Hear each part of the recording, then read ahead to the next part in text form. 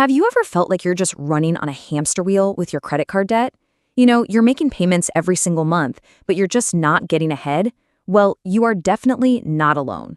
So let's dive into why so many of us feel trapped and, way more importantly, how you can actually find a way out. Okay, let's start with a number that is, well, it's hard to even wrap your head around. $1.14 trillion. That is the total amount of credit card debt in the US right now. I mean, this isn't just a few people buying things they can't afford. This is a massive nationwide problem that's hitting millions and millions of families. And that really brings us to the big question, right? Why? Why do so many hardworking people feel like they're totally drowning in debt, even when they swear they're trying their best to pay it off every month? Well, the answer is a little more complicated than you might think. To really get this, we've got to zoom out a bit. It's so easy to blame ourselves, to think it's just about our personal spending habits. But the reality is, for most people, this is part of a much, much bigger economic story. This right here tells so much of the story. On one side, you've got wages for the middle class, which have barely moved, up only 6% since 1979. But on the other side, the cost of absolute essentials, we're talking education, housing, healthcare, it's just shot through the roof. So when your paycheck stays the same but your bills explode, what happens? For so many, credit cards become the only way to bridge that gap. And here's the engine that keeps that debt trap running: compounding interest. This stuff is powerful, and not in a good way. It means you're not just paying interest on what you borrowed, you're paying interest on top of your interest. It's a vicious cycle, and it's what turns a small debt into an absolute mountain. It's the fuel for that hamster wheel. And let's make this real for a second. Look at what happens to just $1,000 of debt at a pretty typical 20% interest rate. If you only make those minimum payments, your balance barely goes down. Why?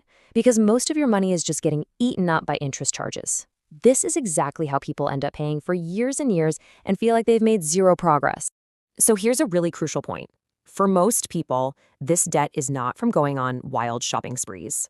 The data tells a totally different story. A huge 60% of people with credit card debt say it was because of life just happening. We're talking about medical bills, losing a job, or even just needing to buy groceries to get through the week. Life happens, and for a lot of us, debt feels like the only safety net we've got. Okay, so that's the big picture stuff. But what does this trap actually look and feel like for a real family? Let's zoom in and see how the mechanics of the cycle really work. So check this out. There's a story about a family of 7 from New York. Together, they made $240,000 a year, which sounds pretty good, right? But they were carrying $700,000 in debt. And as you can see, it was a mix of everything. Almost $100,000 in credit cards, student loans, mortgages. The basic cost of living just outpaced their income every single month. And this quote from the mother in that family, it just says it all. We're drowning. It's not just a number on a page at that point. It's this constant, crushing feeling of being underwater, no matter how hard you're trying to swim. This is the human side of all those big statistics. And look, that family story, it is not an isolated case. The paths that lead people into debt are all different, but that feeling of being completely and utterly trapped, that's almost universal. Just take a look at these different situations. You've got Josue, who got easy credit as a teen, and it then just snowballed after he lost his job. There's Carmen, who used spending to cope after losing her parents. For Ian, it was huge student loans, so when his car broke down, it had to go on a credit card.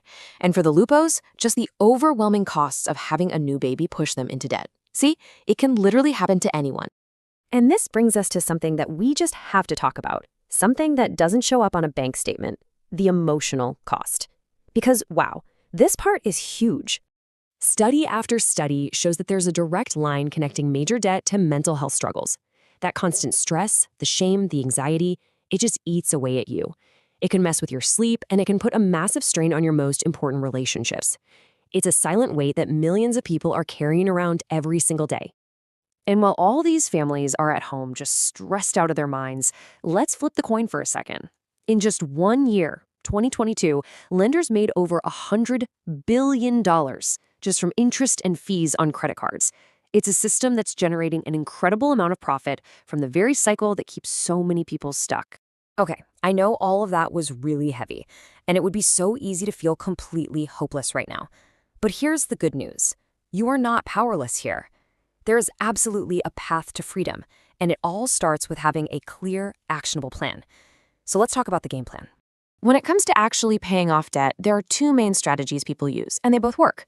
First up is the debt snowball. This is all about psychology. You pay off your smallest debts first. You get these quick wins, you feel good, you build momentum. Then you've got the debt avalanche. This is the math lover's choice.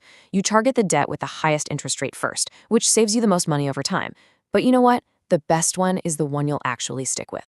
So here it is, a simple 4-step escape plan.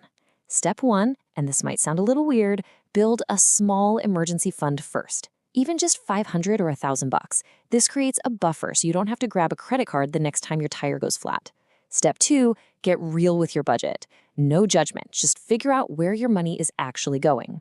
Step 3, pick your weapon, snowball or avalanche, and commit to it.